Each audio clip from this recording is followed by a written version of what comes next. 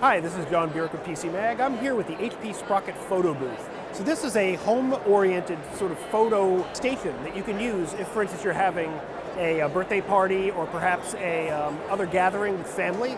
You stand in front of it, and we have a camera up here, and it enables you to take custom frames and put them around pictures that happen at the event. You can customize the frames that are appearing in this strip with your own custom frames or change the lettering in the frames. And then you can also apply filters after the fact to have different effects on the photos that you take. When we press the red button, we're going to get a 3-second countdown.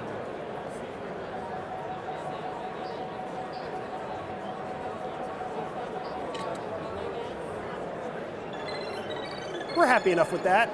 Let's print a copy.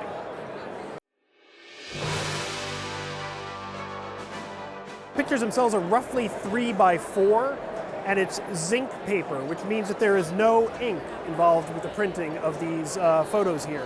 They come in a cartridge. The cartridge holds 50 of these 3 by 4s and costs $39.99 for a cartridge. The actual photo booth itself is $449 and should be out in Q3 of 2024.